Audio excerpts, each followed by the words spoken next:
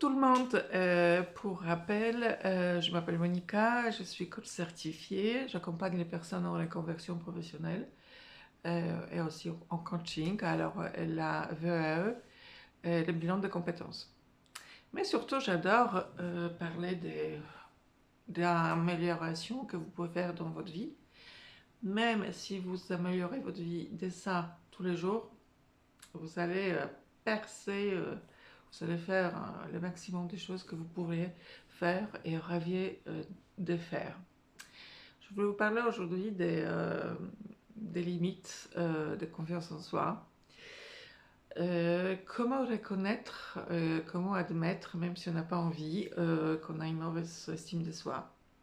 Parce que la confiance en soi, on décide de l'avoir sur le moment précis.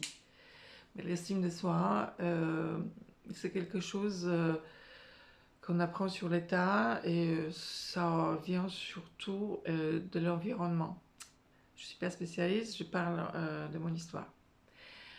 Alors pendant de longues années, j'avais une très basse estime de soi. Pourquoi mon éducation, je suis HPE dans un environnement qui ne comprenait rien, du coup je savais que j'étais différente et je m'en excusais en permanence et on m'a plutôt critiqué qu'aidé à surmonter ses avantages. C'est mes avantages si on a beaucoup d'humour. En tout cas, comment reconnaître qu'on a une mauvaise estime de soi? Par exemple, les choses tout seul, tout bête. Votre environnement proche. La qualité de votre environnement proche. On parle de votre petit chez vous, qui évidemment est les palais, où vous vous sentez safe, où vous vous sentez aimé, vous pouvez croître, vous êtes en sécurité.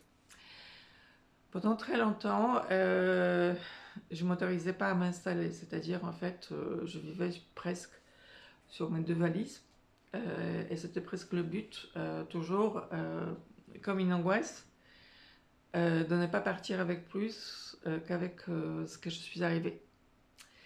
Du coup, cette peur de s'installer, de faire mon chez moi un vrai cocon, ça m'est arrivé très tard. Et voilà, si vous regardez autour, si c'est pas cosy, si c'est pas ce que vous aimez, c'est parce que vous ne vous l'autorisez pas. Il ne s'agit pas toujours d'argent. Évidemment, ça aide, mais vous pouvez être créatif si vous voulez faire, ce que j'étais vraiment pas. Alors, la première chose, les signes, c'est votre environnement. Regardez si vous voulez inviter la personne que vous aimez le plus et pour qui et être fier de vous. La deuxième chose, prendre soin de vous. C'est-à-dire, si par exemple vous tardez d'aller chez les médecins, en l'occurrence vous avez un problème,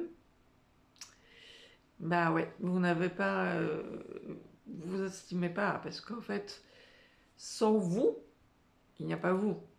Pour que vous prospérez, la meilleure chose pour que vous prospérez, c'est votre énergie qui vient de votre santé.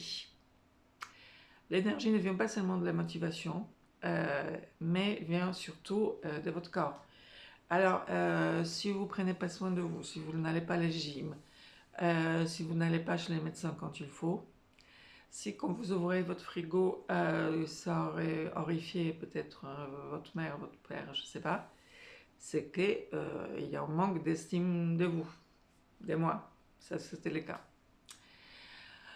Une autre chose que vous pouvez reconnaître si vous avez un mauvaise estime de soi, je suis étrangère, Clémence, quand vous achetez de nouvelles choses, est-ce que ça vous fait plaisir? Moi, pendant longtemps, j'ai acheté pour faire taire les critiques des autres. Mais je ne m'achetais pas vraiment pour moi, vous voyez. C'était pour aller au mariage, dans la famille. C'était pour remplir mes obligations dans le monde du travail, mais c'était pas un plaisir. C'est-à-dire quand une ou deux fois, quand je me suis acheté vraiment des choses pour moi, je me sentais bizarre et je me sentais presque coupable. Et les choses nouvelles, belles, me paraissaient vraiment dérangées, vous voyez. Ça, c'est le mauvais estime de soi, de vous peut-être, j'espère non. Voilà, alors ça c'est pour commencer. Estime de soi, ça se soigne, c'est comme un muscle, sauf qu'il faut le soigner tous les jours. Qu'est-ce que vous pouvez faire chaque jour pour vous faire plaisir, pour que vous soyez fiers de vous, etc., etc. Chaque promesse tenue à vous, c'est-à-dire quand vous dites « je vais commencer la gym », vous la commencez, même si c'est 20 minutes, parce que vous tenez les promesses à vous-même, du coup vous redevenez fiers de vous. Et puisque c'est un plaisir d'être fier de vous, vous allez continuer à en avoir envie de plus en plus.